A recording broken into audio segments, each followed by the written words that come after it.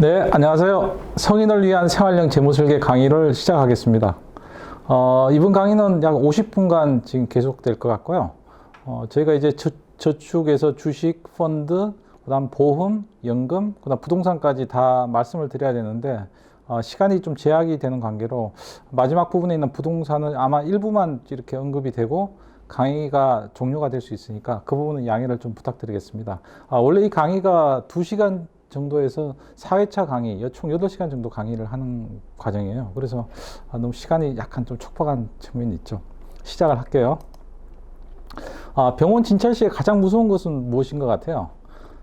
보통은 이제 병명이라고 많이 생각을 하시는데요.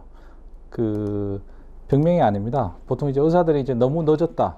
이제 여기 왜 이렇게 늦게 오셨냐? 이렇게 이제 말씀을 많이 하는 그런 게 가장 무서운 것이라고 하고요. 그래서 이제 생활경제, 재테크를 하시는 분들이 계속 이제 돈이 없어서 못하고 있다. 이런 말씀을 많이 하시는데, 돈이 아니라 중요한 것은 이제 시간들과의 경쟁이다. 이 부분을 좀 고려를 해 주실 필요가 있다라는 겁니다.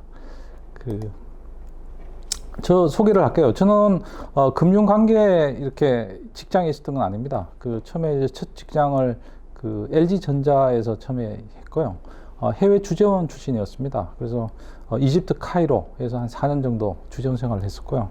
그다음 멕시코 시티에서 또 한 2년 정도 근무를 하다가 회사를 그만두고 미국의 위스콘신대에 MBA 공부를 자비로 일단 공부를 하고 왔고요.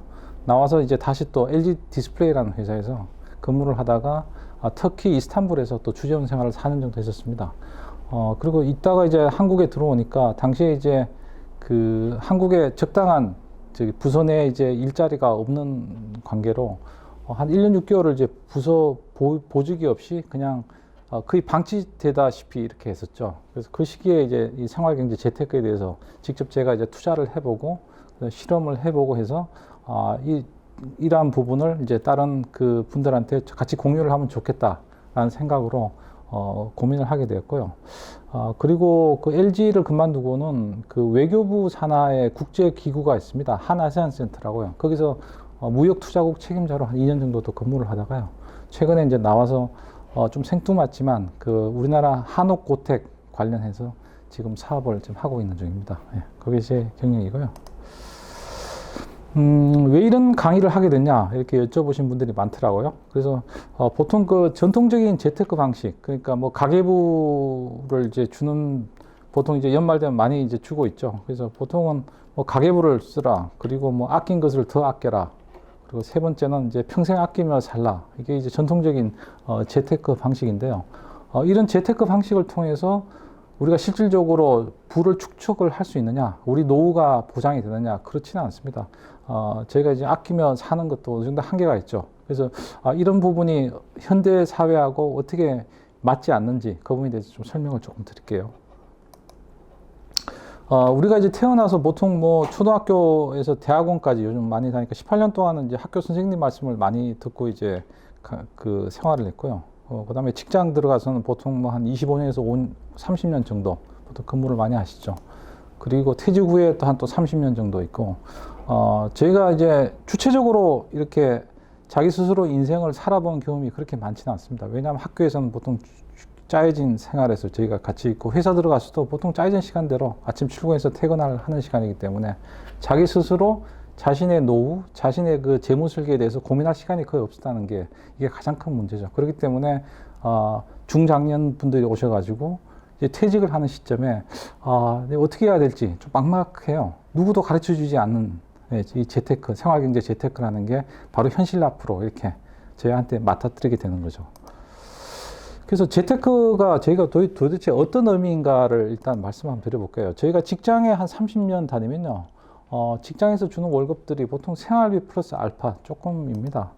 그리고 우리가 이제 은퇴 후에 또 30년을 살아야 되고, 결국은 이 얘기는 뭐냐면 직장 30년 동안 저희가 60년 생활비를 다 준비를 해야 된다는 이런 이제 현실에 맞닥뜨리게 되고요.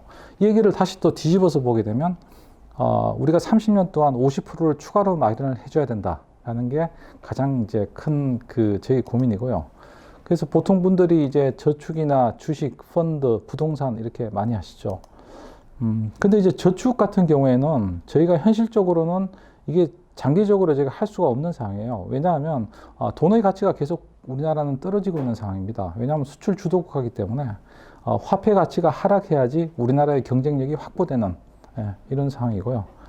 그리고 주식이나 펀드는 개인들이 요즘 뭐 많이 하고 계시는데요. 기본적으로 기관 투자가들하고 싸워야 되는 상황입니다.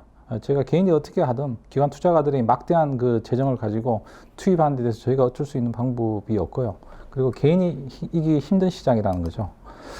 그래서 저희가 그러면 돈을 어떻게 마련해야 되냐? 가장 좋은 방법은 그 현재 본인이 다니고 있는 직장에서 자신의 소득을 최대한 올리는 그런 직장을 찾아서 근무를 하시는 게 제일 좋은데요. 이게 현실적으로 쉽지는 않죠. 그래서 어떻게 해야 되냐? 그 실물 자산에 투자를 하셔야 된다는 겁니다. 그래서 제가 말씀드린 건 부동산입니다. 부동산은 뭐냐? 결국은 우리의 그 돈, 가지고 있는 자산을 담는 그릇이라고 생각을 하시는 게 가장 그 이해하기 편한, 그렇게 이제 말씀을 드리고 싶고요. 우리 그 장년들의 그 현실이 어떻게 되냐? 지금 뭐 현재 청년들도 굉장히 힘들다고 하지만 장년들도 굉장히 힘듭니다. 첫 번째는 지금 있는 장년들이 본인들의 부모님을 부양하는 아직 비율이 굉장히 높아요. 한 40% 이상이 되고 있고, 그리고 본인들의 또 생계도 유지해야 되고, 그리고 취업이 안 되는 청년들의 또 그 생계까지도 같이 책임을 져야 되는 이 삼중고에 지금 허덕이고 있는 거죠.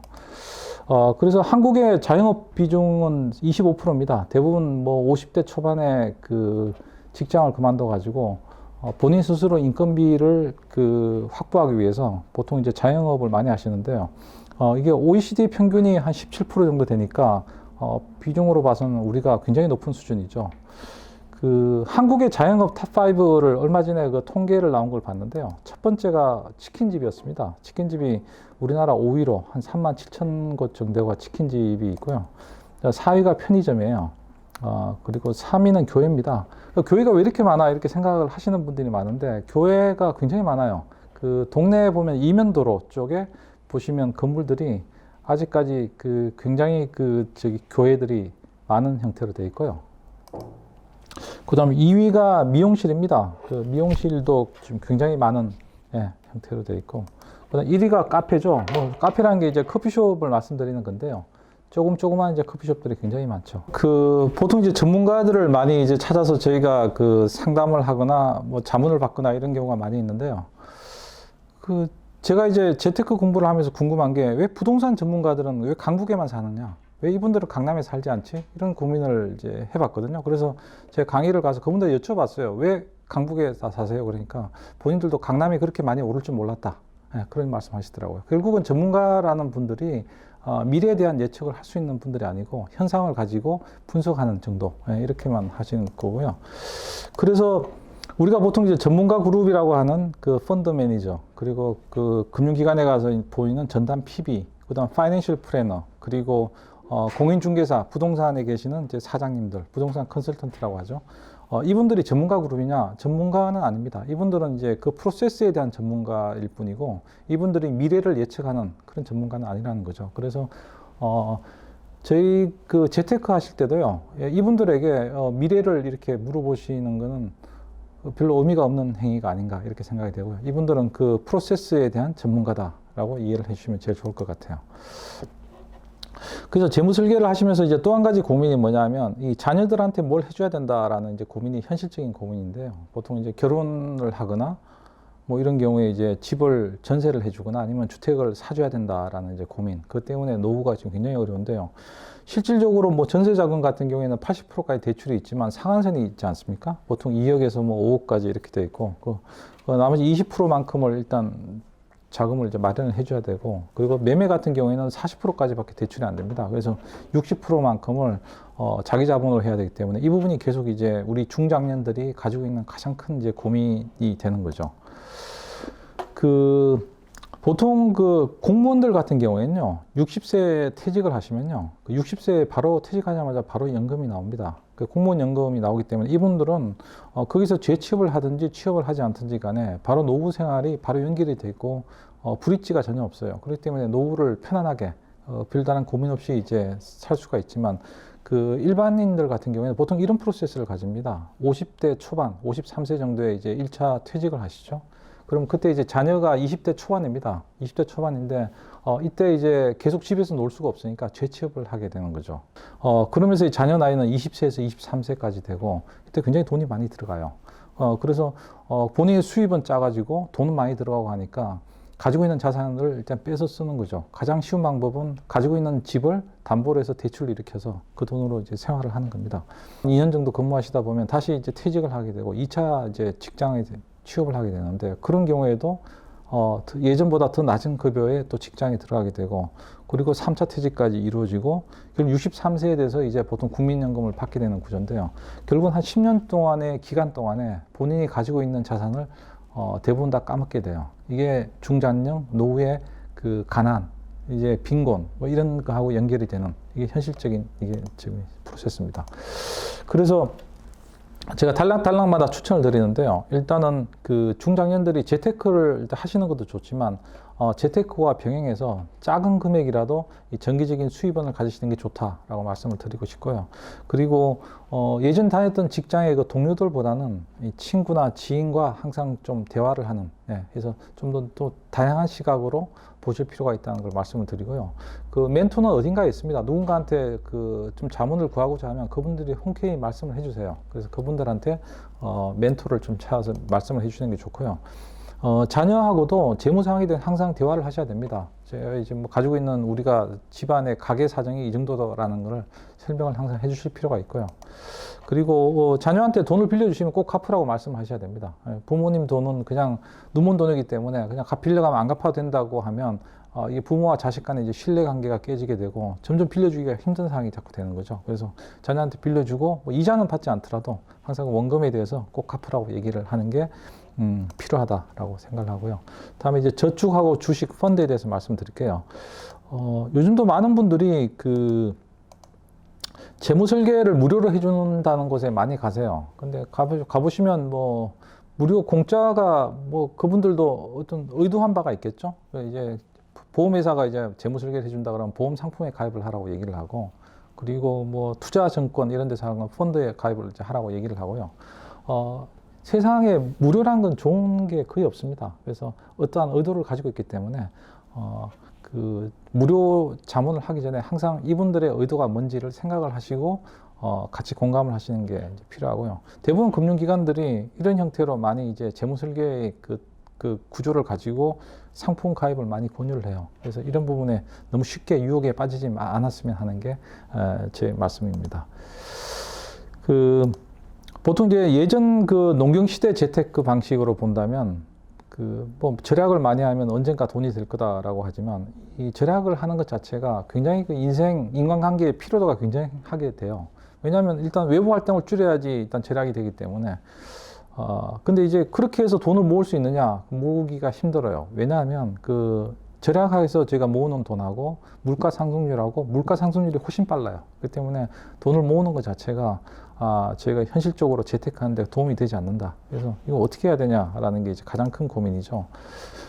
가끔씩 이제 신문이나 언론 지상에 보시면 뭐 지금 정부의 이자율이 뭐 지금은 낮지만 곧 엄청나게 또 올라갈 거다, 폭등을 할 거다, 뭐 이렇게 얘기를 하는 상당히 위협성의 이제 기사가 많은데요.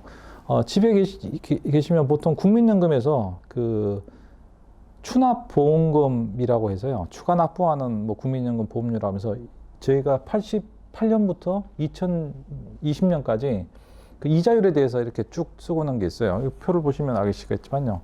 88년에서 93년까지 10% 이자율이었습니다. 근데 지금 계속 내려서 1.1% 정도예요. 그래서 이자율은 올라가지 않습니다. 연도별로 쭉 보시면 계속 이제 내려가는 추세고요. 이게 지금 금리가 제로 금리까지 아마 내려갈 수 있을 정도. 지금 선진국들은 그렇게 되어 있기 때문에 이자율이 뭐 언젠가 이렇게 확 올라가겠지. 이거는 저희가 이제 기우라는 거죠. 과거에 이제 통계치가 이렇게 되어 있기 때문에 이렇게 보시면 될 것 같고요. 그래서 저축이나 적금은 뭐 필요치는 않는데요. 저희가 이제 그 연말 정산용으로 제가 세제 혜택용으로 이제 필요한 게 노란우산 공제라고 있습니다. 이게 중소기업 중앙회에서 하는 건데요. 연간 300만 원까지 우리가 이제 하게 되면 소득 공제를 해줘요. 그래서 이런 부분 이제 자영업자나 아니면 직장인들 같은 경우에 세제 혜택용으로 노란우산 공제가 괜찮은 상품이고요. 두 번째는 그 동네에 있는 새마을금고라고 있죠. 새마을금고에 그 조합원으로 가입을 하시게 되면 그 특판 예금이 있습니다. 그래서 이거는 이제 비정기적으로 출시를 하고 그리고 문자 메시지로 연락이 와요. 언제까지 이렇게 가입을 하면 해준다라는 거고요. 이것도 대부분 금융기관이 이제 5천만 원까지 그 예금을 보장하기 때문에 그리고 이제 출자금에 대해서 배당금도 매년 이제 수령이 가능합니다. 그래서 만약에 일시적인 여유 자금이 있으면 이 동네 가까이 있는 새마을금고에 그 예금에 가입을 하셔도 괜찮은 선택이라고 보이시고요. 그 금융거래 하실 때는요, 보통 분들이 아직까지 이런 생각을 많이 하세요. 예전에 뭐 주거래 은행이 있기 때문에 그쪽만 계속 이용해야 된다. 의미가 전혀 없습니다. 그래서 뭐 오랫동안 거래해왔다고 그 혜택이 전혀 있는 게 아니기 때문에 가장 그 네이버로 검색하셔가지고 가장 이자율이 좋은 금융기관을 선택하셔서 그냥 대출을 신청하시면 돼요. 그래서 근데 이제 대출할 때 가장 중요한 게 정기적인 소득이 확보가 돼야 되기 때문에 그 부분은 이제 고려를 하고요. 금융기관 입장에서도 정기적인 소득이 없는 분한테 돈을 빌려주기는 상당히 좀 힘든 상황이라고 보여집니다. 그래서 지금 보통 신용카드 요즘 많이 사용하시는데요. 저 신용카드는 그 고정적으로 지출되는 비용만 일단 뭐 자동 이체를 이렇게 걸어 놓으시고 가급적이면 그 체크카드 중심으로 많이 좀 사용을 하시라. 왜냐하면 뭐 신용카드 사용하시게 되면 본인이 생각하지 못했던 돈이 다음 달에 빠져나오고 또 그 다음 달에 또 힘들어지는 상황이 계속 이제 이 연속적인 상황이 발생을 할 수가 있거든요. 그래서 본 체크카드가 생활의 중심 카드로 활용하시는 게 제일 좋다. 이렇게 이제 생각이 됩니다. 그 주식은 제가 이제 말씀을 드렸는데 그 성공한 사람들이 많죠. 왜 실패한 사람들이 안 보이냐? 실패한 사람들은 말이 없이 그냥 퇴장을 해서 그래요. 성공한 사람 몇몇이 그냥 내가 이거 엄청나게 성공을 했다. 근데 그분들이 또 의도가 있죠. 성공을 한 걸 명분으로 삼아서 투자자들을 모으는 그 목적이 예전에 뭐 청담동 부자 이런 분들도 다 사기로 일단 많이 밝혀졌고요. 그래서 이 쪽박 투자자가 많은 시장입니다. 그래서 왜 이렇게 그 쪽박 투자자가 많냐? 여기 보니까 첫 번째는 이제 배우자 몰래 투자한 분들은 조용히 그냥 사라져 버려요. 왜? 아내 몰래 돈을 투자했기 때문에 못하고. 그리고 아무도 몰래, 본인은 돈이 없다고 하지만 돈이 있는 분들이 꽤 많아요. 그분들이 몰래 투자해서 실패한 경우에 그냥 몰래 사라져 버리고. 그리고 작전주에 투자한 분들, 그러니까 뭐가 엄청 오르더라 해서 했는데 돈을 잃어버리신 분들. 이분들은 이제 이 얘기를 얘기하기가 창피한 거죠. 본인이 뭐 작전주 귀가 솔깃해가지고 투자해서. 그래서 주식 투자, 개인 투자자들은 돈을 번 사람보다 돈을 잃은 사람이 훨씬 많은 시장이다. 라고 지금 말씀을 좀 드리고 싶고요. 개인이 돈을 벌 수 있느냐? 저는 개인이 돈을 벌 수 없다고 생각해요. 주식시장에서는. 왜냐하면 이게 카지노하고 비슷하기 때문에 계속 한 번 돈을 따가지고 돈을 이제 수익을 올려서 그 다음 전액을 또 투자하고 몇 번 가다 보면 한 번은 실수를 하게 되면 그 금액을 다 손실을 보게 되는 이런 구조가 되어 있고요. 기계적 투자를 하시는 건 가능해요. 제가 국민연금이나 이런 기관 투자가들 같은 경우에 프로그램 매매를 합니다. 어떻게 하냐면 올라갈 때 10%가 되면 이익이 10% 되면 판다. 내려갈 때 5%만 내면 무조건 판다. 이렇게 되면 그분들은 기관 투자가들은 항상 5%만큼의 이익을 가져가게 되어 있습니다. 근데 개인이 그렇게 하느냐? 개인은 그렇게 못해요. 올라갈 때는 언젠가 계속 올라가겠지. 내려갈 때는 금방 다시 반등을 하겠지. 이렇게 생각하기 때문에 개인의 탐욕 때문에 개인들이 주식 투자하기는 굉장히 힘든 상황이다. 이렇게 이제 보여집니다. 그래서 보통 이제 그 언론에서 이렇게 얘기하죠. 무릎에서 사서 어깨에서 팔라라고 얘기하는데 무릎이 어딘지 어깨가 어딘지 아무도 아는 사람이 없어요. 그래서 이거는 너무 레토릭이다. 너무 서술적인 문학적인 표현이다라고 얘기를 하고요. 가치 분석, 뭐 공매도 이렇게 얘기하지만 가치 분석을 누가 할 수가 있나요? 아무도 할 수 없는 상황이고 그냥 용어만 살아있는. 그래서 돈을 잃은 사람이 더 많은 이상한 자본시장으로 이제 바뀐 게 현재 주식시장입니다. 그래서 마음 수양을 쌓으신 분들께만 추천을 드리고요. 멘탈이 좀 약하신 분들은 주식 투자 안 하시는 게 좋아요. 왜냐하면 시시각각으로 계속 가격이 왔다 갔다 하기 때문에 본인의 다른 생활들이 타격을 입게 되죠. 그래서 주식이 조금 어려우면 펀드는 어떠냐 해서 그 주식보다 안전하지 않을까 이렇게 생각을 하시는 분 많은데요. 펀드도 주식의 또 다른 형태입니다. 내가 이제 투자하는 게 아니고 대리인을 통해서 주식 투자를 하는 게 펀드이기 때문에 그것도 똑같은 위험성을 가지고 있고요. 본인이 원금을 회수하기 굉장히 어려운 게 펀드 형태입니다. 그리고 펀드 같은 경우에는 대리인 수수료가 있기 때문에 펀드에 뭐 1.5%, 2% 정도의 수수료를 그 사람들이 떼가버려요. 우리가 돈을 따든 잃든. 그래서 그것도 굉장히 어려운 거고 펀드 투자도 제가 봐서는 뭐 연말 정산용으로 개인연금이나 IRP용으로 그렇게 이제 투자하시는 게 제일 좋고요. 50세 이상 같은 경우에는 그 2020년 작년부터 3년 동안 그 900만 원까지 그 15.6%의 세제 혜택을 줘요. 그러면 한 150만 원 정도 되거든요. 그래서 순수한 세제 혜택용으로는 괜찮은 투자고요. 그 펀드 투자하시더라도 그 가급적 주식형보다는 뭐 채권형 같은 좀 이렇게 안전한 투자를 하시는 게 본인 자산을 지킬 수 있는 방법이고요. 저도 이제 개인적으로 이 상품을 이제 투자를 하고 있는데 그 MRG 약정 사업 기반 펀드라고 있습니다. 이게 뭐냐면요. 그 맥쿼리 인프라라는 그 회사인데요. 우리나라 그 보통 있는 그 인천 영종대교 가면서 보이는 다리, 그다음 터널, 뭐 이런 그 인프라에 대해서 투자를 하는 그 펀드가 있어요. 여기서 이제 배당주 위주로 이제 하는데 연간 한 6% 정도. 그리고 주가는 계속 고정적입니다. 그렇게 올라가거나 내려가지 않기 때문에. 이제 MRG가 무슨 뜻이냐면요. 미니멈 레베뉴 개런티라 해가지고 정부에서 투자 수익 일정 부분을 보장을 해줘요. 그렇기 때문에 상대적으로 좀 안전한 그런 이제 분야의 펀드를 하시는 게 좋다라고 말씀드리고요. 향후 트렌드는 현재 대부분 시장이 이제 공모펀드로 가고 있지만 현재 사모펀드로 이제 많이 이동을 하는 추세입니다. 사모펀드 금액도 한 400조까지 시장이 많이 커졌고요. 근데 이거는 이제 50인 이하 1억 이상만 가능하기 때문에 어느 정도 자산을 가지고 있는 분들만 가능하고요. 그래서 대부분 요즘은 뭐 자산 운용사들이 사모펀드 중심으로 많이 움직입니다. 그래서 이 부분은 좀 고려를 해 주실 필요가 있고요.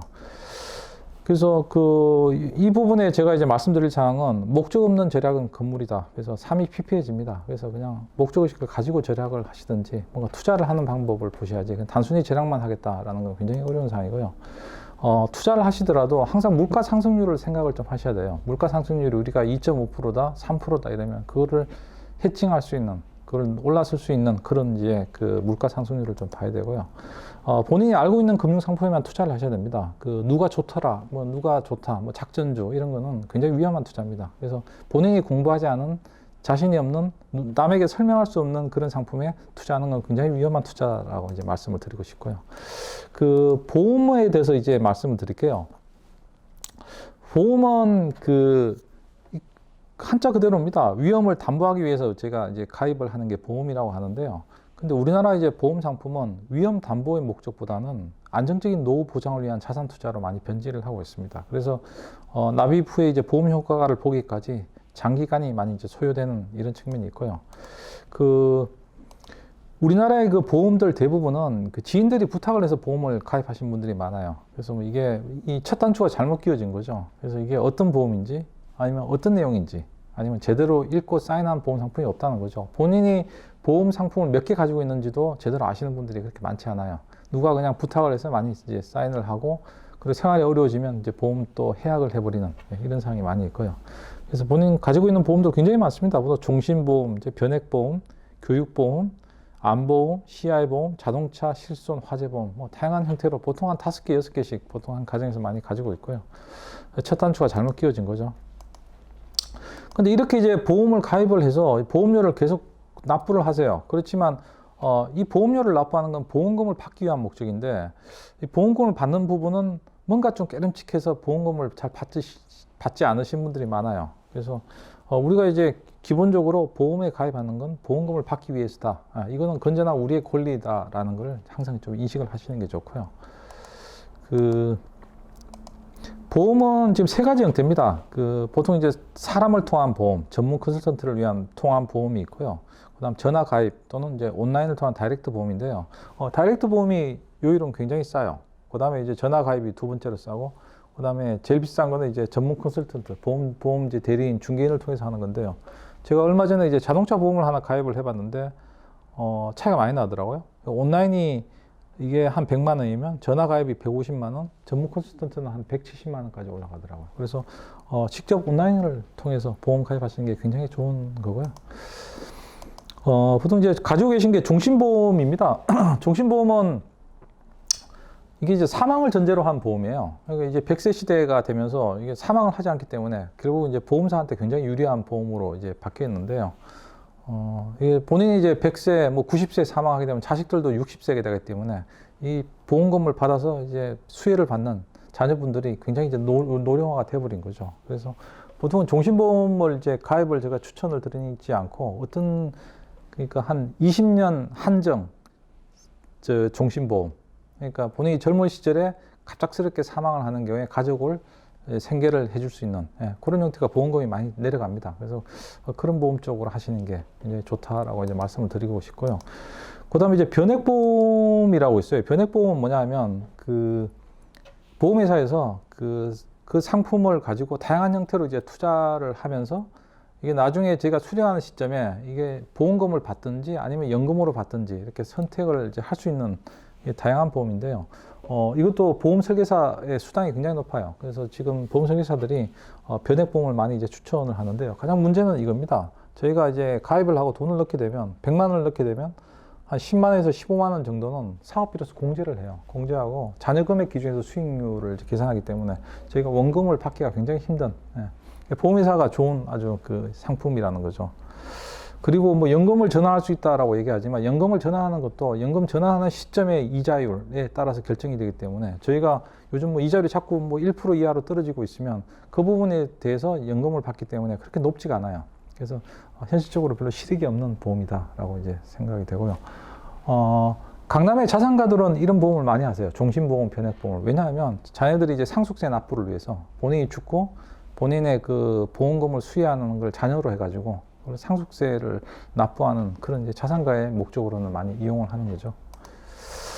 그리고 이제 CI 보험이라고 있습니다. 이게 이제 좀 용어가 조금 어렵죠. 크리티컬 일리스라고 해서 위험하거나 위독한 경우에 보험회사가 이제 그 보험금을 지급을 해주는 상황이에요. 근데 이게 이제 그 보험 민원이 가장 많은 상품입니다. 왜냐하면 이게 위독하다, 위중하다의 그 판정을 보험회사가 해요. 저희가 판정을 하는 게 아니고. 그래서 보험회사에서는 돈이 이제 안 주고 싶은 상황이니까 웬만하면 CI가 아니다라고 이렇게 주장을 하기 때문에 저희가 보험료를 많이 내더라도 보험금을 받기가 힘든 이게 가장 그 대표적인 보험이 CI 보험입니다. 그래서 저희 입장에서는 굉장히 위험하지만 보험사 입장에서는 굉장히 수익이 나는 아주 효자 상품의 보험이다라고 말씀을 드리고 싶고요. 그 저축보험이라고 있는데요. 이게 가장 보험 상품 중에서 가장 제일 그 이상한 보험입니다. 이게 그냥 일반적으로 가셔서 그냥 저축을 하시면 되는데 이거 왜 또 보험 상품이라고 얘기를 하지? 그래서 이분들이 이제 보통 얘기하는 게 10년 이상 보유 시에 비과세가 된다라고 하지만요. 대부분 분들이 저축을 해서 10년 동안 보유하신 분들이 그렇게 많지 않아요. 네, 그래서 현실성은 좀 없고요. 이 비과세라는 게 원금에 대한 비과세가 아니고 제가 이자에 대한 비과세이기 때문에 이자 뭐 요즘 얼마 되지도 않잖아요. 저희가 뭐 한 1,000만 원 하더라도 1%면 그 10만 원인데 그 10만 원에 대한 비과세이기 때문에 그 비과세 부분이 그렇게 높지 않습니다. 그래서 오히려 저축하시려면 그냥 금융기관에 그냥 가셔서 그냥 저축을 하시는 게 낫지. 저축보험의 형태로 하시는 거는 좀 무리가 있다라고 생각을 듣고요. 그 실손보험은 요즘 이제 많이 가입하시죠. 그래서 실손보험은 뭐 반드시 이제 필요한 보험이고요. 말씀드리고 싶은 게 이제 당월 입원할 때 이제 수술을 하는 경우에 어떻게 되느냐라고 이제 요게 문제인데요. 보통 그 통원 치료를 하게 되면 하루 25만 원만 그 보험사에서 지급을 하게 됩니다. 근데 수술하게 되면 수술비가 훨씬 많이 늘어나죠. 그래서 이런 부분을 커버할 수 있는 이런 의료기관을 선택을 하셔서 이제 수술을 받으시는 게 좋다는 거죠. 이게 한 4시간 이상이 되면 저희가 그 입원으로 간주를 하거든요. 그래서 그런 이제 그 의료기관에 좀 수배를 하셔가지고 하시면 좀 가계 부담을 좀 줄일 수 있다라고 이제 생각이 들고요. 치매보험이라고 있는데요. 이거는 저희가 이제 자녀를 못 믿기 때문에 그런 거죠. 저희가 치매가 걸렸을 때 자녀들이 그냥 내버려 두지 않을까라고 해서 요즘 많이 이제 가입 건수가 많이 늘어난다고 하더라고요. 재작년 같은 경우에 뭐 90만 건 정도가 됐고, 이게 순수하게 이제 그 부모님이 자기들 자금으로 이제 치매 보험을 많이 가입을 하는데요. 이것도 그 보험료 받는 것은 아주 관대하지만 보험료를 지급할 때는 굉장히 엄격하다는 겁니다. 보험사에서 잘 지급을 안 해주려고 하는데, 혹시나 이제 내가 치매가 걸리고 이럴 때 그 좀 보험을 담보하는 차원에서 요즘 계속 이제 늘어나고 있는 이런 상품이 있고요. 그다음 간병보험도 많이 하세요. 이제 간병인을 두고 간병인에 대한 비용을 이제 부담을 하는 것, 이런 것도 자식들이 제대로 이제 챙겨주기 힘들기 때문에 그래서 이런 보험도 이제 KB 손해보험이 주로 간병인 지원보험을 많이 하고요. 연간 뭐 180일까지 간병인을 보내준다고 하니까 이건 좀 사전에 좀 하시면 또 도움이 될 것 같은데 이것도 상당한 좀 비용 부담은 있는 보험 상품이라고 생각이 듭니다. 그리고 이제 또 한 가지는 이거 이제 많이 추천을 제가 해드리는데 미니 보험입니다. 그 수술비 보험이라고 해가지고요. 온라인으로 이렇게 한 달에 한 1,000원? 뭐 2,000원 이렇게 해서 이제 보험을 가입하시면 되는데 본인이 수술을 하는 경우에 뭐 그걸 이제 수술 확인서를 제출하면 30만에서 50만 원 이렇게 보험사에서 지급을 해주는 형태거든요. 이게 어떤 의미로 필요하냐면요. 우리가 그 병원에 그 실손보험이 있더라도 자부담이 있잖아요. 자부담만큼을 커버하거나 아니면 뭐 저희가 대중교통을 이용하기 어렵잖아요. 수술 받으면. 그다음 뭐 택시를 타거나 아니면 식사를 사 먹거나 이런 비용이 이거로 이제 커버가 된다는 거죠. 저도 이제 아들이 둘이 있는데 그 애들 명의로 다 미니보험을 가입을 해줬고요. 제 명의로는 가입을 하려고 보니까 병력이 너무 많다고 거부를 당했습니다. 그래서 좀 어린 자녀들 명의로 이렇게 미니 건강보험 해주시는 것도 괜찮은 이고요. 그 다음에 여행자 보험이 있는데요. 여행자 보험은 제가 꼭 말씀드리는 사항이에요. 이게 형식적인 보험이 아닙니다. 해외에 나가서 무슨 어떤 큰 일이 있을 때 이 보험이 굉장히 유용하게 도움이 돼요. 근데 보통 이제 여행사 패키지로 하실 때는 이 보험료가 작지만 실제로 받을 수 있는 혜택이 많지 않아요. 그래서 패키지로 해외여행을 가시더라도 그 여행사에다가 내가 추가 요금을 더 낼 테니까 조금 이 그 커버리지 보험 담보의 금액을 좀 더 올려달라 이렇게 이제 얘기를 하셔가지고 올리는 금액도 2, 3만 원 정도밖에 안 돼요. 그래서 우리가 해외 나가서 뭐 이렇게 쇼핑하거나 이런 비용에 대해서는 굉장히 이제 낮은 부분이죠. 그래서 그 부분을 하게 되면 어떤 부분이 좋냐 하면요. 그 만약에 해외에서 수술을 하기 힘든 경우 이제 본국에 이제 비행기를 타고 오는 경우에 그 항공료와 의료진의 그 항공료를 다 지원을 해줍니다. 그래서 이런 부분은 이제 굉장히 좋은 부분이고요. 보통 저도 이제 해외 주재원으로 있으면서 이런 경우를 봤는데 그 해외에서 이제 뭐 사고가 나거나 이런 경우에 한국으로 후송을 하잖아요. 그러면 이코노미 좌석 뒷좌석에 6개 좌석을 위에다가 침대를 올려가지고 후송을 하게 되고 의료진이 같이 들어가게 됩니다. 그 비용이 굉장히 많이 들어가요. 거의 한 2천만 원 뭐 이렇게 들어가니까 그냥 간단하게 2, 3만 원 정도 비용 부담으로 이런 부분을 이제 커버를 할 수 있는 거죠. 그래서 이런 부분을 이제 추천을 많이 드립니다. 그래서 이제 뭐 자동차 보험은 그 아까 말씀드린 대로 일단 다이렉트로 저희가 온라인으로 일단은 그 신청을 하시는 게 제일 좋고요. 할인 특약도 있습니다. 그래서 마일리지나 블랙박스 특약통을 통해 가지고 하시면 되고요. 그 보험료를 내지만 보험금을 받으려고 하면 보험사에서 보통 이렇게 조사가 많이 들어와요. 이분이 이제 기왕력이라고 해서 예전에 병력이 있느냐를 이제 많이 보는데요. 그래서 3년 이내는 보험을 가입하시고 3년 이내는 청구를 안 하시는 게 좋습니다. 3년 좀 있다가 이제 청구를 하시게 되면 취소를 할 수 없기 때문에 이제 그 부분이 있고요. 그리고 보통 뭐 우리가 가입할 때는 다 이렇게 보험을 받을 것 같지만 이분들 이제 보험회사 입장에서 뭐 질병 코드가 맞지 않다라고 해가지고 거절하는 경우가 많이 있습니다. 그래서 저희가 의료기관 갔을 때도 반드시 그 처방전에 있는 질병 코드를 반드시 알고 그거 가지고 이제 문의를 하시는 게 좋고요. 요즘 보험사들이 이 소액은 굉장히 빨리 돈을 잘 줘요. 근데 이제 고액이 되면 지급을 안 하거나 아니면 조사를 나오겠다고 이제 이렇게 얘기를 하죠. 그래서 현실적으로 이제 보험금 소액만 받기가 쉽고 고액은 받기가 어려운 게 현실적인 겁니다. 그리고 이제 아까 말씀드린 대로 지금 한국에 만약 생명보험을 가지고 계시면요. 해외에 나가실 때 수술비도 지급을 해줍니다. 근데 실손보험은 이제 국내에만 해주기 때문에 이런 부분 이제 고려를 하실 필요가 있고요. 해외 나가서 병원비하고 증빙을 어떻게 확보하냐? 그냥 그 수기로 써달라고 하시면 돼요. 수기로 쓰면 그것도 다 인정을 해주기 때문에 그래서 그걸 이제 가지고 와서 하시면 되고요. 그리고 이제 연말정산용으로 뭐 장애인 확인서 이런 것도 이제 받아서 연말정산을 받으시면 되는 그런 상황입니다. 그래서 보험금을 이제 뭐 받으려고 보험회사에 얘기를 하다 보면 잘 얘기가 안 되는 경우가 있죠. 그런 경우에는 일단은 보험회사 그 담당 매니저하고 무슨 통화를 하시고요. 두 번째는 보험회사 자체적으로 다 민원팀을 가지고 있습니다. 그래서 민원팀하고 일단 얘기를 좀 하시고 세 번째로 이제 그게 안 되면 금융감독원에 보험 담당자하고 유선 통화를 해서 민원을 집어넣는 방법이 있는데요. 이 순서를 반드시 지키셔야 돼요. 그래서 이게 순서가 거꾸로 가게 되면 바로 그냥 보험회사하고 얘기하면서 금융감독원 얘기를 하시면 그분들이 그냥 금융감독하고 얘기를 하라고 이렇게 해서 그냥 포기를 해버려요. 그럼 저희가 이제 해결할 수 있는 그 수단 방법을 많이 잃어버리게 되는 거죠. 그래서 이 순서를 가지고 보험사하고 얘기를 하시는 게 좋다라고 말씀을 드리고 싶고요. 그래서 항상 이제 그 보험이라는 거는 우리가 그 불의의 사고를 대비해서 가입을 하는 거다라고 이게 자산을 저희가 투자하기 위해서 하는 게 아니다. 예, 이 부분을 좀 고려를 해줄 필요가 있고요. 우리가 보험을 가입하는 건 보험금을 받기 위한 목적이다라는 걸 항상 이제 우리가 뭐 사기로 이렇게 받는 건 아니고 정당하게 우리가 보험금을 받을 상황이 되면 받는 게 당연한 우리의 권리다라고 이제 생각을 하시면 되고요. 저축보험은 절대 가입 안 하시는 게 좋습니다. 이게 뭐 사업비가 너무 많고 이러기 때문에 절대 가입 안 하시면 되고요. 지금 가지고 계시는 이제 보험 정권을 이제 수시로 이제 확인을 좀 해가지고 어떤 사항들이 지금 도움이 되는지를 본인들이 판단을 하셔야 돼요. 보험사에서 먼저 전화를 하거나 이러지는 않습니다. 그래서 저희가 이제 챙겨봐야 되는 사항이고요. 그 이제 연금에 대해서 좀 설명을 드릴게요.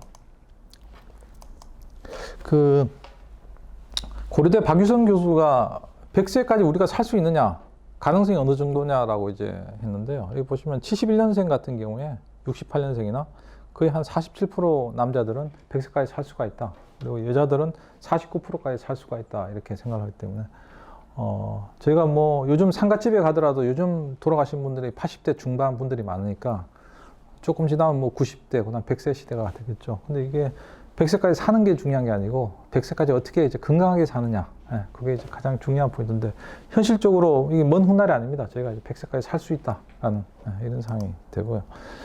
그래서 연금이 이제 보통 퇴직하게 되면 경제적 수입이 이제 불안정하게 되잖아요. 그래서 이제 평생 이제 안정적인 이제 소득원이 필요하기 때문에 연금에 이제 관심을 많이 가는데요. 저희가 뭐 방송에 나온 자연인처럼 완전히 들어가면 돈이 그렇게 많이 필요하진 않겠죠. 그렇지만 도시에 살려면 돈이 필요하다는 겁니다. 생활비가 필요하고, 그 다음에 품위 유지하는 비용이 필요하고, 그 다음에 몸이 아프거나 이럴 때 건강 관리가 필요하고. 근데 이제 문제는 뭐냐? 정부에서 나오는 최소 생계비라는 것 자체가 보통은 일반적인 최소한의 생활비만 가지고 얘기를 하기 때문에 우리가 플러스 알파에 대한 부분, 이 부분에 대해서 준비를 해야지 좀 건강한 노후를 가질 수 있다라는 걸 말씀을 좀 드리고 싶고요. 우리나라 연금은 굉장히 많습니다. 지금 거의 한 10가지 이상이 되고요. 이 많은 연금 중에서 보통 이제 개인들 가지고 있는 건 국민연금 정도만 있는 거죠. 그리고 개인연금 조금 가지고 있고, 뭐 주택연금은 주택 가지신 분들이 이제 되는 거고요. 그래서 연금 종류는 많지만 우리한테 그렇게 도움이 되는 연금은 그렇게 많지 않다라고 설명을 드리고요. 그래서 보통 금융기관에서 보통 이렇게 얘기를 합니다. 우리가 3중 보장 시스템이라고 해서 개인연금, 퇴직연금, 국민연금 3개를 합치면 3중 보장에다가 여기 주택연금까지 하면 완벽한 노후가 보장이 된다. 그래서 그 하나하나씩 좀 뜯어볼게요. 퇴직연금. 저희가 한 직장에 예전에 오래 근무를 할 때는 퇴직연금이 엄청 많았죠. 그렇지만 직장을 몇 번 옮기고, 그리고 중도 선임출을 하면서 퇴직연금이 얼마 많지 않아요. 그리고 개인연금 같은 경우에도 개인이 이제 월 생활비만 가지고도 이제 살기가 힘드니까 개인연금 자체도 그렇게 많지 않고, 그래서 실질적으로 도움이 되는 건 이제 국민연금 정도. 주택연금은 뭐 본인 가지고 있는 주택 가지고 이제 연금을 받는 거니까 이렇게 이제 형태가 되어 있고요. 일본 같은 경우에도 일본은 뭐 연금이 굉장히 잘 돼 있는 나라죠. 그런데 일본 65세 이상 고령자 가족의 52%가 공적 연금만으로 생활을 한다고 합니다. 그런데 최근에 나온 일본 통계가 이것만으로 부족하다. 그래서 월 부족액이 한 54,520엔 정도 되니까 한 2억 원 정도가 더 추가로 필요하다라고 얘기하는데, 이게 남의 같지는 않아요. 한국도 결국은 일본보다 연금이 작기 때문에 더 많은 돈이 필요하지 않을까라는 게 이제 제가 생각하는 그 포인트입니다. 그래서 지금 선진국들 같은 경우에는 어떤 형태로 노후 수입원을 가지고 있냐, 대부분 다 공적이나 사적인 연금이 많아요. 근데 우리나라 같은 경우에는 지금 공적 사적 연금이 12.5%밖에 안 돼요. 그래서 대부분 다 이제 기타 항목이 많은데, 이 기타는 뭐 다양하게 해석을 할 수 있죠. 본인 뭐 가지고 있는 자산을 담보로 해서 대출을 일으키거나 아니면 지인들한테 돈을 빌리거나, 예. 그래서 이런 부분이 우리 중장년들이 노후 생활이 굉장히 힘든, 예, 이런 이제 한 가지 원인으로 생각이 되고 있습니다. 그래서 정부 공공기관에서요, 지금 노후 적정 생활비가 얼마 정도냐, 보통 한 250만에서 300만 원 정도, 이 정도로 이제 예치를 이제 생각을 하고 있는데요. 이게 현실적으로 이 정도가 필요하냐는 저희가 이제 따져봐야 됩니다. 이 통계가 최근 통계지만 예전에도 250만 원이면 살 수 있다라고 얘기하는데, 물가는 계속 매년마다 3%씩 뛰고 있는데 이 숫자는 왜 고정이 되어 있을까요? 국민연금 자체가 워낙 금액이 작기 때문에 이 숫자를 현실화하게 되면 갭이 엄청나게 커지는 거죠. 그래서 그런 부분 때문에 되어 있고요. 지금 보통 이제 뭐 정부에서 얘기하는 250만 원? 이 정도는 진짜 최소한의 생활비입니다. 그래서 저희가 보통 적정 생활비라고 얘기하는 300에서 한 500만 원 정도가 필요하고요. 그 필요한 돈들이 이제 경조사비, 아니면 뭐 자녀들 용돈, 손녀들 용돈이죠. 그리고 뭐 저기 건강식품, 약값, 뭐 아니면 정기검진비, 뭐 이런 간병비까지 이제 포함을 하고, 적정한 수준은 제가 봐서는 서울에 사신다고 하면 한 400 정도가 필요한 금액이 아닐까, 이렇게 생각이 되고 있습니다. 그리고 본인이 이 적정 생활비가 어느 정도냐라는 거를 결정하시기 전에 본인의 성격에 대해서 좀 판단을 하셔야 돼요. 본인이 좀 이렇게 외향적이고 많이 활동성이다 이러면 이거보다 조금 더 필요할 때가 있고요. 내가 그냥 집에만 있는 성격이다 이러면 이 금액은 좀 줄어들겠죠. 그래서 그 부분 개인적 성향에 따라서 좀 차이가 있을 수 있다라는 걸 생각되고요. 그 다음에 적시연금이라고 했는데, 이거는 어떤 연금이냐면 그냥 목돈을 넣어서 푼돈으로 이렇게 나눠서 받으시는 겁니다. 한 1억이나 2억 정도를 넣어놓고 매월마다 그 10년 동안에 나눠서 받는. 네. 이것도 하시는 분들이 되게 많아요. 왜냐하면 이렇게 한번 넣어놓으면 자녀들이 이제 와서 돈을 달라고 얘기를 안 한다. 네. 그런 목적 때문에 이 연금도 많이 있는데, 이거는 뭐 연금이라고 하기가 그렇죠. 목돈을 맡겨놓고 이제 푼돈을 받았는 형태고요. 그다음 퇴직연금은 뭐 간략하게 지금 뭐 DB형, DC형, IRP형이 있는데, 이거는 현실적으로 뭐 그렇게 관심 사항이 아니니까 간략하게 이제 넘어가겠습니다. 국민연금이 관심이 많으세요. 국민연금이 88년부터 이제 시작된 연금이고요. 제가 89년 1월부터 국민연금 가입을 했습니다. 그래서 지금 최대치를 받고 있는데 63세가 되면 170만 원 정도 받을 수 있다고 하더라고요. 지금 그러니까 국민연금의 최대치는 170이다라고 생각하시면 되고요. 저희하고 같이 사회생활을 했던 공무원 친구들은 한 35년 정도 근무를 하게 됩니다. 그 친구들은 350만 원 정도 받아요. 그러니까 국민연금의 2배 정도가 공무원연금이다. 그거는 이제 공무원연금은 두 가지로 나눠져 있습니다. 선배 공무원연금, 후배 공무원연금. 그래서 요즘 후배 공무원들은 얼마 안 되지 않아요. 선배 공무원들은 굉장히 높은 수준에 이걸 하고 있고요. 그래서 제가 요 블락에 걸리거든요. 61에서 64년, 63세 되면 이제 노령연금을 받을 수 있다라고 이렇게 생각이 되고요. 보통 이런 부분도 많이 이제 질문을 하세요. 부부가 같이 가입을 했는데 배우자가 먼저 사망하면 어떻게 되냐? 두 가지 방법이 있습니다. 첫 번째는 본인 연금을 안 받고 유족연금만 받으시면 돼요. 만약에 유족이 그냥 돌아가신 배우자가 한 200만 원 정도 받았다. 그러면 본인이 한 60%, 120만 원 그냥 받겠다. 본인 연금을 포기하고. 이게 한 가지 방법이 있고, 두 번째는 유족연금의 30%를 받고 본인 연금을 받겠다. 그러니까 아까 200만 원에 60%면 그 120만 원이죠. 그 120만 원에 30%면 그 36만 원이 되죠. 36만 원에다가 본인 연금을 받겠다. 이렇게 두 가지 중에서 계산을 하셔가지고 본인이 이제 선택을 하시면 이렇게. 그래서 완전히 뭐 배우자가 돌아가신다고 해서 그 연금이 완전히 없어지는 건 아니다라고 생각을 좀 하시면 되고요. 그래서 국민연금을 최대치로 만드시는 게 가장 좋은 방법입니다. 첫 번째는 배우자하고 동시에 가입을 하시면 돼요. 배우자들도 직업이 없더라도 이미 가입이라는 형태로 본인이 급여 수준을 결정해서 가입을 하시면 되고요. 그리고 추가 납부라고 있습니다. 추납이라고 하는데요. 그게 예전에 보통 배우자분들이 그렇죠. 처음에 직장을 좀 다니다가 몇십 년 쉬었다. 이런 경우에 그 중간에 비어있는 기간 동안에 본인이 추가적으로 납부를 해서 그 국민연금을 살리는 방안이 있고요. 그 다음에 예전에 일시금을 받으셨으면 그냥 수령액을 반납을 하시면 돼요. 반납하시는 형태도 있고. 그리고 또 한 가지는 그 60세 이후부터 본인이 수령할 때까지 63세까지 3년간 추가로 또 납부를 하시는 방안, 이런 방안도 가능하고요. 아니면 이거는 가장 이상적이지만 하시기 어려운 부분인데, 수령 시기를 늦추시는 것도 좋은 방법이에요. 왜냐하면 본인이 63세에 받는데 난 65세에 받겠다. 그러면 2년이 늦춰지는 거죠. 그럼 1년에 7.2%씩 업이 됩니다. 2년 하게 되면 14.4%가 되니까 그 부분만큼 하는데, 근데 이게 좋다 나쁘다 판단하기 힘들어요. 왜냐하면 그 기간 동안에 돈을 받지를 못하기 때문에.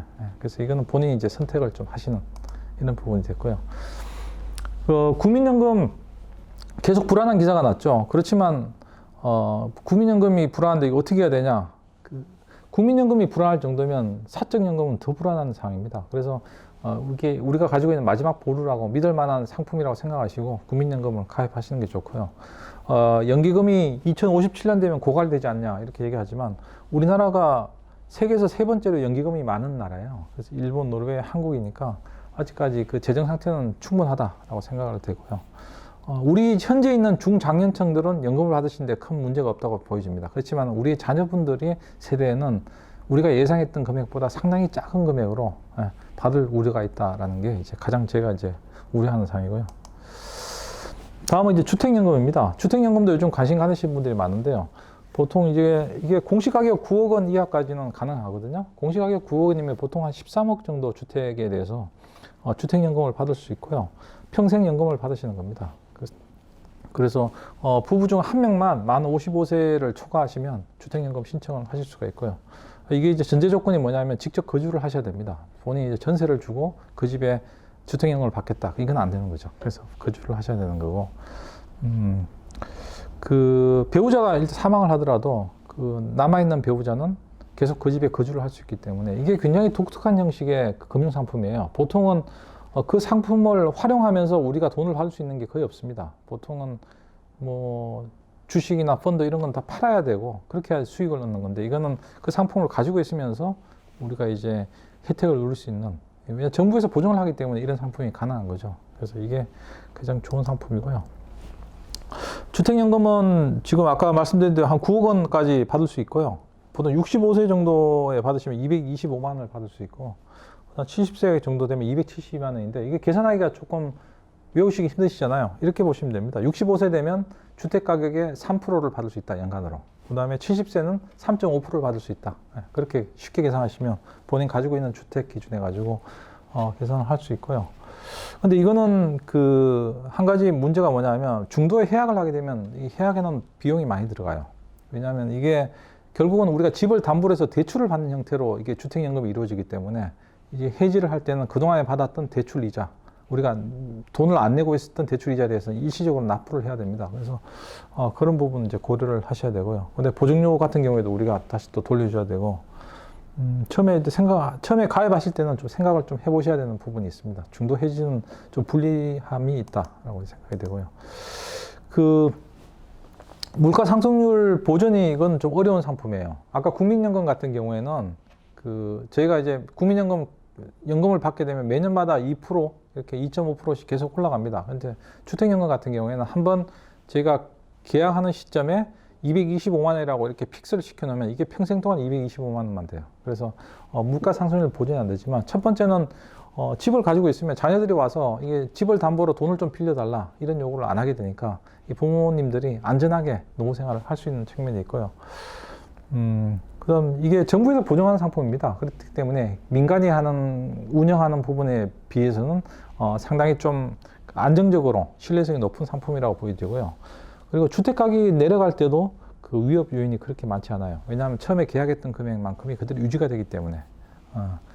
그래서 서울 부동산과 지방 부동산이 훨씬 유리해요. 왜냐하면 지방의 부동산들은 대부분 다 가격이 내려간다고 생각하고 있기 때문에, 일단은 가격이 높은 시점에 주택연금을 가입을 하시게 되면 계속 그 금액이 유지가 되기 때문에 해증이 가능한, 오히려 지방 부동산에 유리한 게 주택연금이다 라고 생각이 됩니다. 그래서 주택연금을 하실 때 고려사항이 언제쯤 신청할 것인가를 생각하셔야 돼요. 지금 현재 통계로는 거의 한 70세 정도가 대부분 다 하시고 계시는데요. 본인이 만약 한 65세부터 난 좀 여유 있게 살고 싶다 그러면 그때 결정하셔도 되고, 두 번째는 보는 노후를 어디에서 살 것인가, 난 서울에 살 것인가, 수도권이냐 지방이냐, 그거를 생각하시면 거기에 따라서 이제 생활비 규모가 달라지기 때문에 생각을 좀 하셔야 되는 부분이 있고요. 또 한 가지는 어떤 규모의 집에 살 것인가도 생각하셔야 됩니다. 본인이 노후에 활동을 하지 않는 분들은 집이 조금 넓어야 되겠죠. 그런 분들은 좀 넓은 집에 사시든지, 아니면 활동성이 있으신 분들은 작은 집에 사셔도 상관없고, 그런 부분이 있고요. 자녀하고 이제 경제적인 관계 설정을 하셔야 돼요. 현재 우리나라 그 민법 자체가 배우자가 사망하시면 그 유산에 대해서 상속권이 자녀들하고 배우자가 같이 가지게 되어 있습니다. 그렇기 때문에 자녀들이 동의를 해줘야지 그 주택연금이 계속 연속이 돼요. 그래서 이 부분이 문제가 돼서 굉장히 좀 아직도 고려사항이 되고 있고요. 그래서 여기에 대한 해증 방식이 이제 신탁 방식으로 금융기관에 맡기게 되면, 그 신탁을 하면서 이 주택에 대한 소유권을 내 배우자에게만 맡긴다 이렇게 하게 되면 이제 배우자가 안정적으로 그 집에 거주를 할 수 있는 거죠. 그런 부분은 좀 고려를 하셔야 되고요. 그래서 국민연금은 뭐 최대치로 일단 높이시는 게 가장 좋습니다. 그래서 가장 좋고요. 두 번째는 개인연금 가입하시는 건 연말정산 목적으로만 하시는 게 제일 좋고요. 예, 이걸 뭐 다른 투자 목적으로까지 하시는 건 굉장히 위험한 선택이고, 퇴직금으로는 안정적인 좀 투자 방법을 좀 찾아보실 필요가 있고요. 주택연금은 꼭 활용하시는 게 좋습니다. 예, 왜냐하면 제가 가지고 있는 자산을 담보로 해가지고 주택연금을 받는 건 이건 굉장히 본인 노후에 있어서 굉장히 심리적인 안정감이 있기 때문에 이것도 굉장히 좋죠. 그 부동산을 조금 말씀을 드릴게요. 서울 아파트 매매가가 지금 현재 2020년 작년 같은 경우에 한 10억 정도까지 평균가가 올라갔습니다. 그래서 이 금액이 다시 되돌아갈 수 있느냐? 전문가들은 다시 되돌아갈 수 없다라고 생각을 해요. 그래서 만약에 언론 기사에 이게 되돌아갈 수 있다, 잡겠다 이러면 그렇게 크게 신뢰도를 가지지 않는 게 좋습니다. 이건 금액은 올라가면 올라가거나 아니면 정체가 될 뿐이지 다시 내려가지는 않는다. 과거의 수치들을 보시면 2013년부터 조금씩 올라갔죠. 내려간 적이 없었습니다. 근데 이제 부동산을 투자를 이제 처음 해보시는 분들은 고민이 있죠. 이게 첫 번째가 이제 움직임이 무거운 겁니다. 한번 구매를 하게 되면 이걸 어떻게 이제 할 수 있는 방안이 없죠. 굉장히 이제 다른 금융 상품에 비해서 굉장히 움직임이 무거운 거고요. 또 하나는 거래 비용이 높습니다. 취득세가 있고 가지고 있는 걸 팔게 되면 양도소득세가 있기 때문에 거래 비용이 상당히 높은 금융 상품이다라고 이제 생각하시게 되고요. 왜 부동산이냐? 이게 유일한 실물 투자입니다. 이게 왜냐하면 이 인플레이션을 견딜 수 있는 유일한 투자 상품이 부동산이라고 생각이 되고요. 이거는 레버리지 투자가 가능한 분야예요. 레버리지가 뭐냐면 제가 대출을 받아서 상품을 구매할 수 있는 거죠.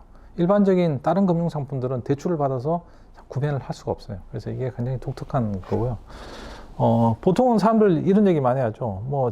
계란은 다양한 바구니에 나눠서 담아야 된다. 그렇지만 부동산은 그렇게 하시면 안 됩니다. 일반 서민들은 한 바구니에 다 담으셔야 됩니다. 그래서 눈사람처럼, 눈덩이처럼 이렇게 계속 굴러가게 해야지 이 자산 규모가 커지게 돼요. 그래서 그 부분 생각하셔야 되고요.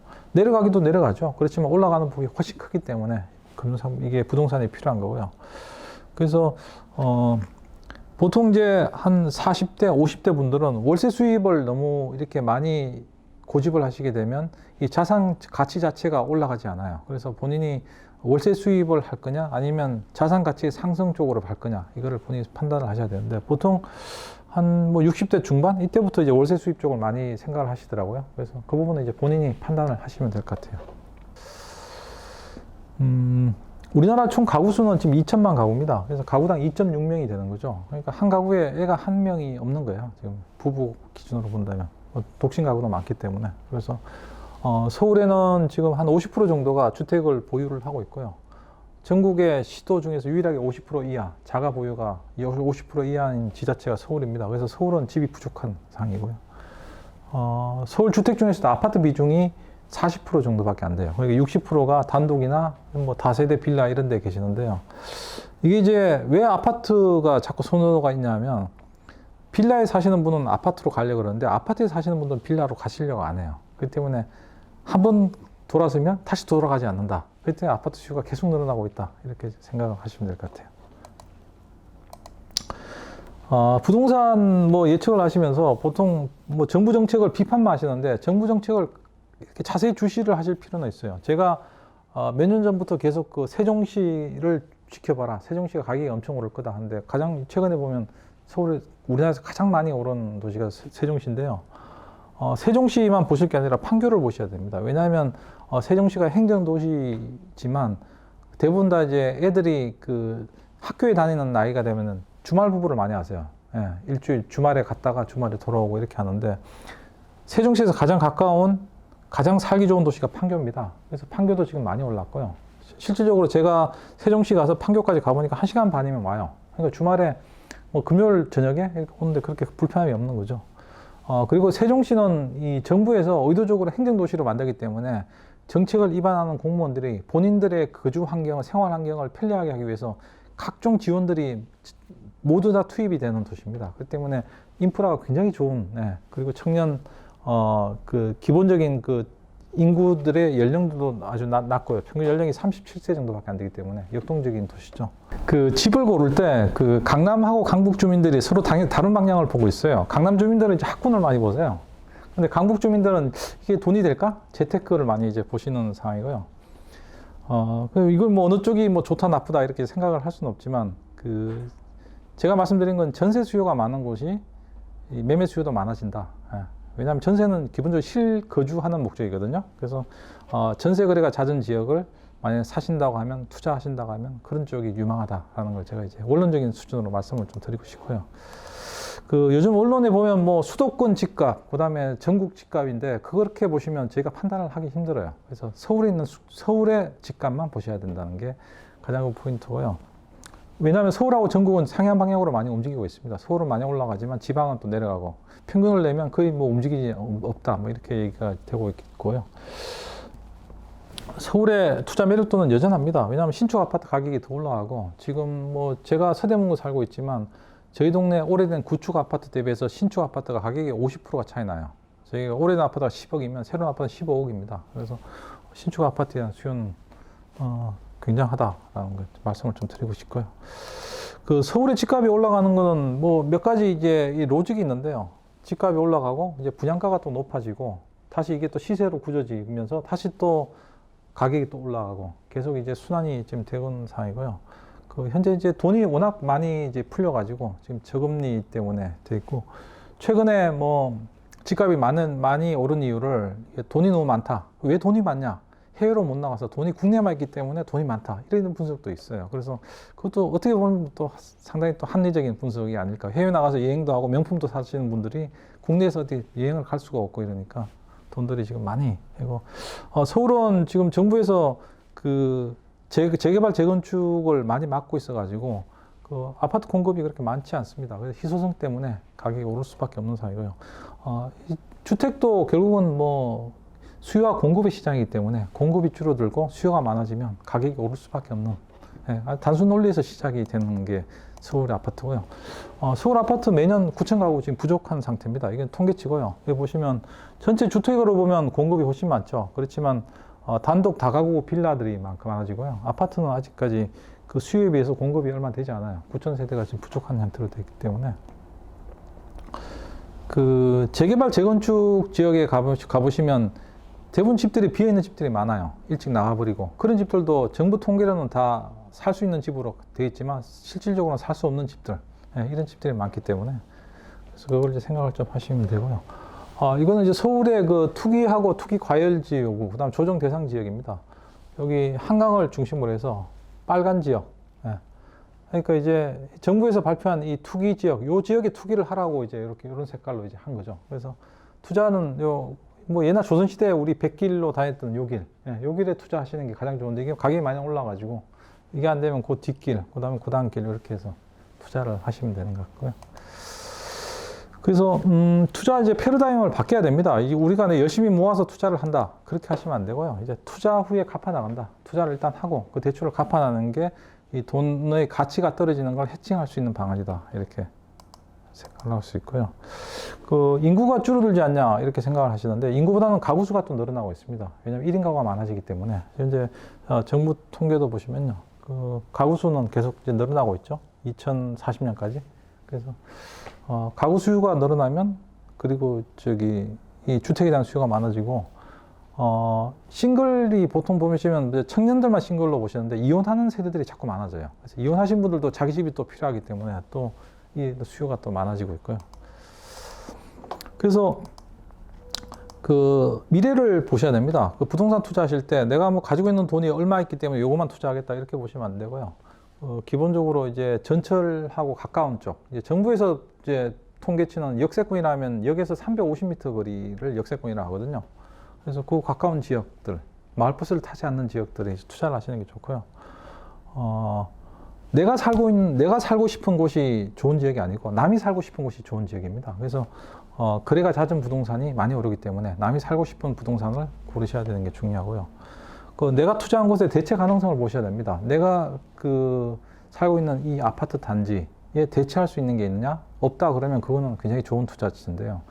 만약에 오피스텔에 산다? 오피스텔은 누구나 지을 수 있어요. 왜냐하면 건물 하나만 지으면 대체가 가능하기 때문에. 그래서 그런 부분 이제 고려를 하셔야 되고, 정부가 규제를 하면 계속 이제 비판을 하시지 말고, 이 규제가 어떤 방향으로 이게 영향을 미칠까, 이런 부분을 항상 좀 고민을 하시는 게 또 다른 투자 기회가 되신다는 거고요.